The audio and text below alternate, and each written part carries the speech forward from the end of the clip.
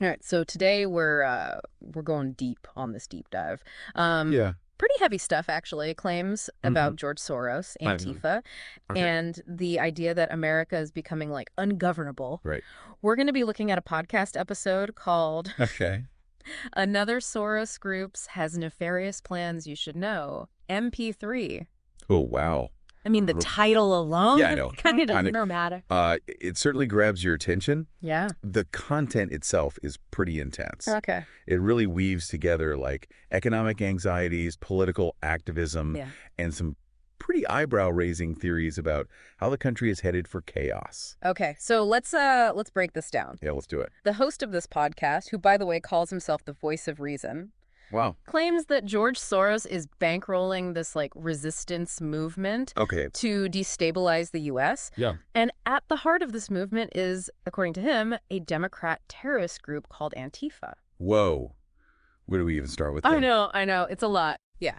So I guess first, Yeah. what is Antifa? Okay. Because the Source podcast seems to present it as this like organized, almost monolithic entity. Right. But is that really the case? So that's a really key point. Antifa, short for anti-fascist, Yeah. it's more of a decentralized movement Okay. than a structured organization. Like, there's no central leadership Oh, okay. or, like, membership roster. Interesting. It's more about a shared ideology of opposing fascism and far-right ideologies. Okay. And they often do this through direct action. Okay. Direct action. That's another term that gets thrown around a lot. Right. What does that actually mean in this context? So it means taking action outside of, like, traditional political channels, like voting or lobbying. Okay. And it can take many forms, from protests and demonstrations to boycotts and even, like, more confrontational tactics. So when the podcast host talks about Antifa protesters saying, we don't ask permission to put our faith in electoral politics.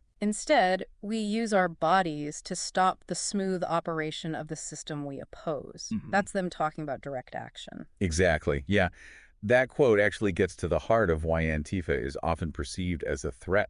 Right. Like the idea of using their bodies to disrupt the system. Yeah, That evokes like images of violence and chaos. sure. And it's true that some Antifa actions have involved property damage or physical confrontations. But to be fair, isn't that true of many protest movements throughout history? That's true. Like, I'm thinking of the civil rights movement, the suffragettes, even the American Revolution.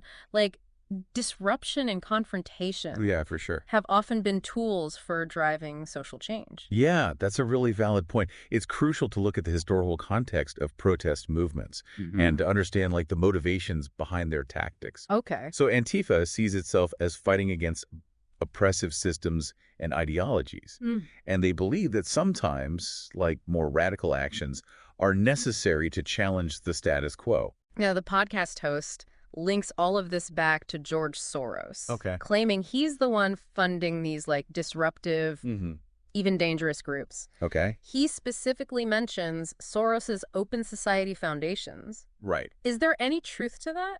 So the Open Society Foundations, they do support a wide range of causes around the world, Yeah. many of which are focused on human rights, democracy, and social justice.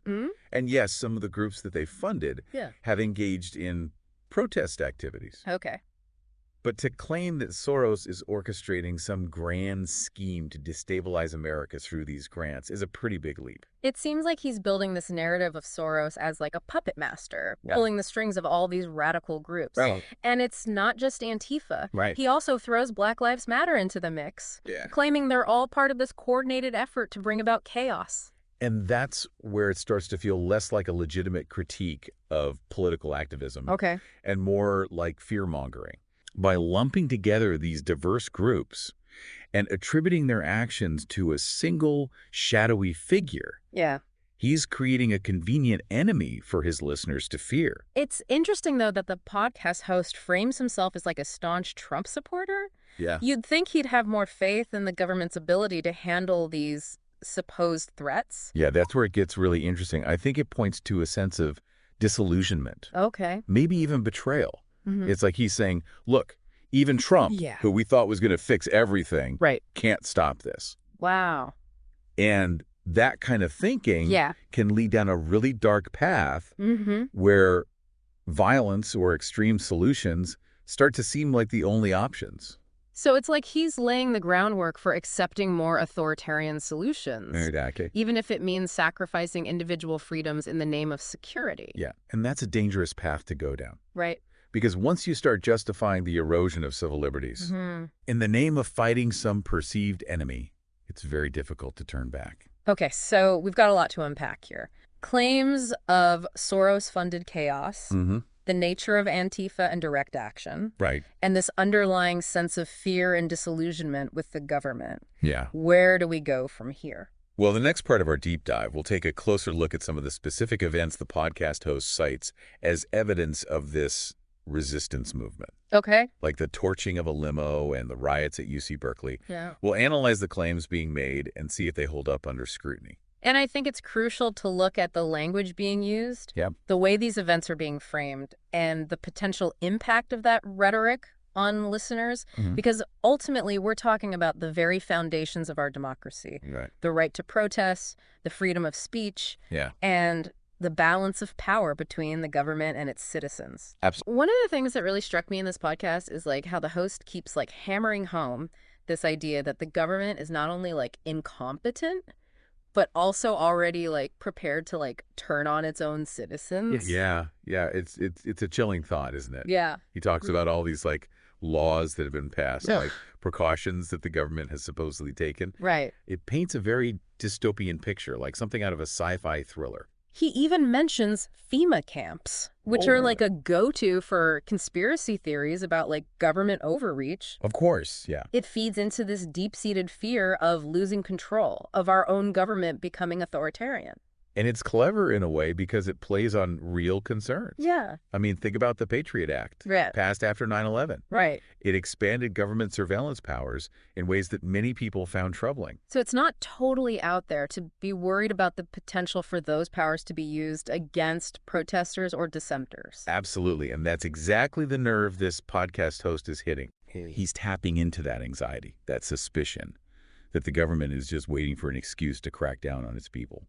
But if he's such a big Trump supporter like he claims, why is he so convinced that the government can't or won't protect its citizens from these supposed threats? I think it points to a sense of disillusionment, Okay. maybe even like betrayal. Yeah. It's like he's saying, look, even Trump, Right. who we thought was going to fix everything, Right. can't stop this. Yeah. And that kind of thinking can lead down a dark path where violence or extreme solutions start to seem like the only options.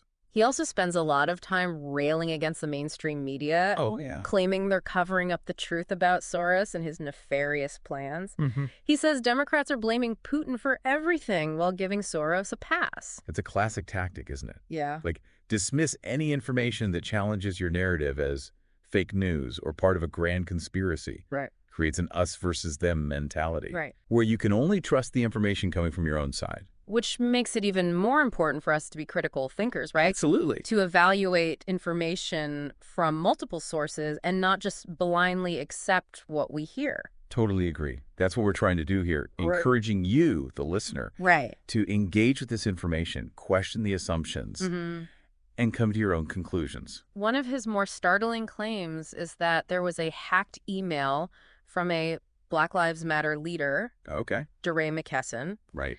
that revealed a plan to cause so much chaos that martial law would have to be implemented. Okay. Is there any truth to that? Well, there was a leaked email, yes. Okay. And it did discuss strategies for disrupting the status quo, for challenging systemic racism and inequality. Right. But to interpret that as a deliberate plan to provoke martial law, Right. that's a huge stretch. So it's a matter of interpretation of spinning information to fit a particular narrative? Exactly. And that's why media literacy is so crucial in today's world. You have to be able to decipher the spin, to recognize bias, Right. and to form your own informed opinions. He also brings up the riots at UC Berkeley as evidence of Soros-funded chaos, Right. claiming it was all orchestrated by a Soros-funded group. Those protests were certainly volatile. Yeah. There was property damage and things got out of hand. Yeah. But to pin it all on Soros and his supposed puppet masters, Right. That's a gross oversimplification. Yeah. There were many different groups and individuals involved with a whole range of motivations. It's a lot easier to blame a single boogeyman than to grapple with the complexity of social and political unrest, right? It is. It's tempting to look for easy answers, especially when things feel chaotic and uncertain. Sure. But the reality is that these issues are complex, and there are rarely simple solutions. He keeps saying, he who controls the information controls. Right. It seems ironic considering he accuses the mainstream media of doing the exact same thing. Right. It's a classic case of projection. Yeah. Accusing others of the very thing you're doing yourself. Yeah. But what's interesting is that he's not entirely wrong. Right. Information is power. Yeah. But it's not just about who controls it. Right. It's about how we interpret it, how we use it. So it's about empowering ourselves to be informed citizens, Exactly. to think critically and to challenge the narratives that are being presented to us. Yes. You know, another theme that runs through this podcast is the idea that economic collapse is inevitable. Right. And when it happens, all hell is going to break loose. He's not alone in that belief. Right. There are plenty of people across the political spectrum who are worried about the state of the economy. Mm-hmm. And it's true that economic instability can contribute to social unrest. Right. We've seen that happen time and time again throughout history.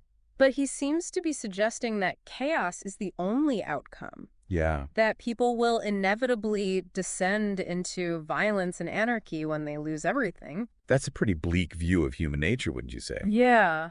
It ignores the countless examples of people coming together in times of crisis, showing resilience and compassion. Yeah, it's like he's banking on the worst in people rather than believing in our capacity for cooperation and empathy. Right.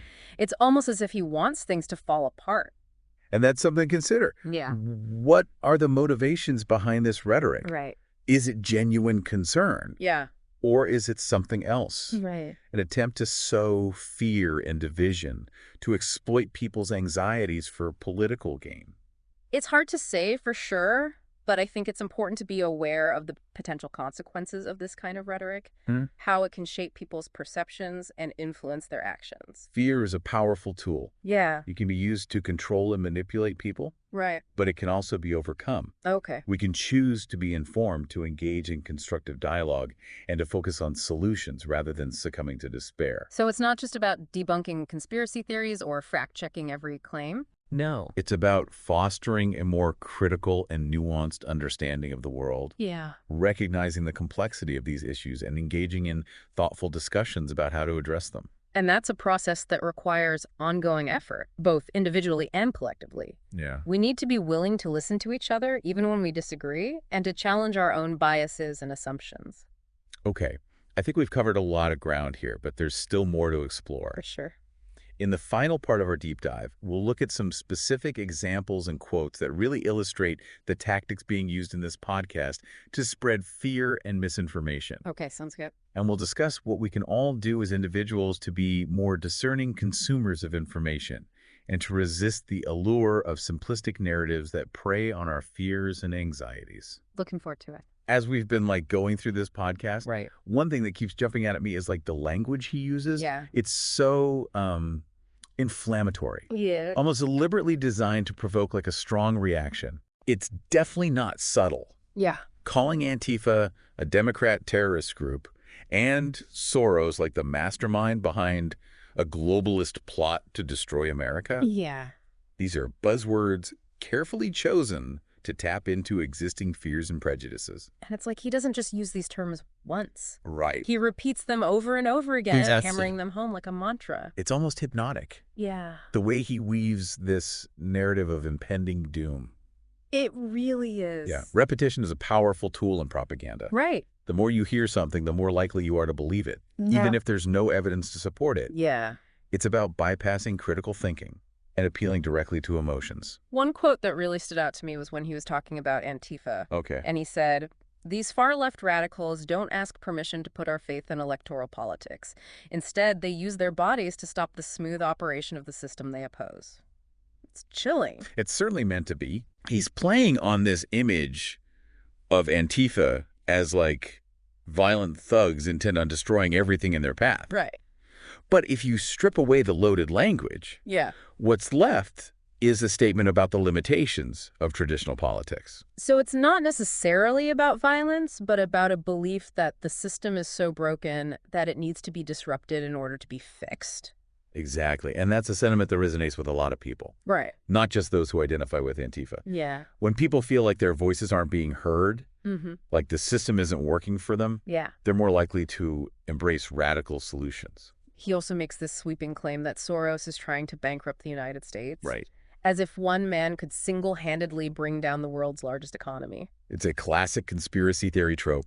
Yeah. The idea of a shadowy figure like manipulating events behind the scenes, Right. controlling everything from the stock market to the weather. Right. It gives people a simple explanation for complex problems, a target for their anger and frustration. And it distracts from real solutions, right? If Yeah. you believe that Soros is the root of all evil, then you don't have to engage in the messy work of addressing systemic inequality or reforming the financial system. Right. You just have to get rid of Soros. It's a dangerous oversimplification, Yeah, but a seductive one, right. especially when it's presented with such conviction and authority as this podcast host does. Right. He comes across as so sure of himself, Yeah. so convinced of his own righteousness. Right. It's easy to get swept up in his narrative. It really is. Yeah. You know, it's interesting that even though he's a self-proclaimed Trump supporter, Right. he seems to have completely lost faith in the government's ability to solve these problems. Yeah. He's essentially saying that even Trump can't stop Soros and the forces of chaos. It speaks to a sense of hopelessness. Yeah. A belief that the system is so corrupt, so beyond repair, that there's no point in even trying to fix it. Wow. And that kind of despair can be fertile ground for extremism. So what do we do? Right. How do we counter this kind of rhetoric, this manipulation of fear and anxiety? It starts with awareness. Okay. Recognizing the tactics being used, the loaded language, Right. the emotional appeals, the deliberate distortions of fact. Once you see the strings being pulled, it's harder to fall for the illusion. So it's about being critical thinkers, Absolutely. questioning everything we hear and see, Right. especially when it comes to information that confirms our existing biases. And it's about being informed citizens, Right. engaging in constructive dialogue, Yeah. and seeking out multiple perspectives. Right. Don't just rely on one source of information, no matter how much you trust them. It's also about being aware of our own emotions, right? Totally. Understanding how fear and anger can be manipulated to make us more receptive to extreme ideas. Absolutely. When we're feeling afraid or angry, it's harder to think clearly and rationally. We're more likely to make impulsive decisions Right. and to fall for simplistic solutions. So it's about taking a step back, taking a deep breath, and really thinking things through before we react. Exactly. And remembering that we're not powerless. Yeah. We have a choice in how we respond to this kind of rhetoric. We do. We can choose to be informed, to be engaged, and to be part of the solution. I think that's a great place to leave it. Yeah. This deep dive has been quite a journey. It has. From unpacking conspiracy theories to examining the power of language and the importance of critical thinking. Yeah, it really has. Hopefully it's given you, the listener, some tools to navigate the complex information landscape we live in. I think so too. Remember, knowledge is power, It is. but it's up to each of us to wield that power responsibly. Right. Don't let fear and misinformation dictate your beliefs or your actions. Yeah. Be informed, be critical, and be the change you want to see in the world. Thanks for joining us for this deep dive. Yeah, thanks for listening.